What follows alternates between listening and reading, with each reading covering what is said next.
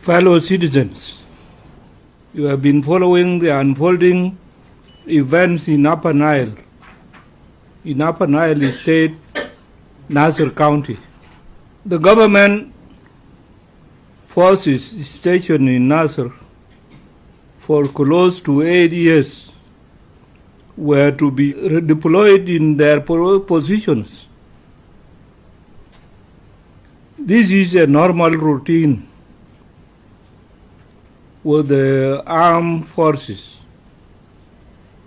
This exercise was politicized, and that the army was going to disarm the communities around Ulang and Naser. On February 28th, Dr. Riek Machar, the first vice president, requested a meeting so that we could address this tension. We indeed met on March 3rd, 2025. The meeting was positive, and Dr. Riek assured us all, the parties to the agreement, that he will intervene. On March 4th, 2025, the military garrison in Naser was attacked by the White Army under the command of the SPLA-IO officers. Despite the assurances from Dr. Riek Machar that the IO will not attack the base, General Mاجور, the commander, managed to hold his ground with a few remaining forces in tanks and trenches. Dr. Riek himself called the commander, General Mاجور, Dak, and told him to surrender to the IO officers. The general refused to surrender. Dr. Riek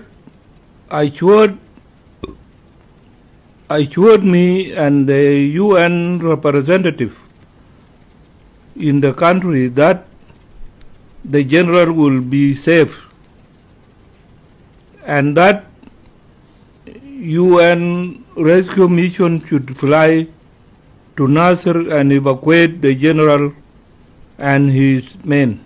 On the 6th, the UN helicopters flew to Naser, but came under fire upon landing. The second attempt, and the IO troops were told to at least retreat 300 meters away to allow the plane to land. It still came under fire while taking off, but managed to rescue 11 officers and men. The general opted to be evacuated last. This morning, 2 UN planes flew to Naser. While on boarding, the general and the officers, they came under heavy fire again. I am therefore informing the nation that in this process we have lost General Mاجور Dak and all the officers. Only one pilot survived, and one of the planes managed to take off. However, it crash landed in Malakal and killing all the passengers that were on board. Fellow citizens, I'm appealing to you to remain calm. I have said it time and again that our country will not go back to war. Let no one take law into their hands. The government which I lead will handle this crisis. We will remain steadfast in the path of peace. My condolences to the bereaved families of the General and his men. They have died in a service of our nation, and they shall forever remain in our hearts.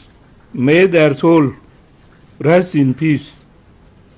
And once again, I call for calm nationwide. May God bless you all. May God bless South Sudan.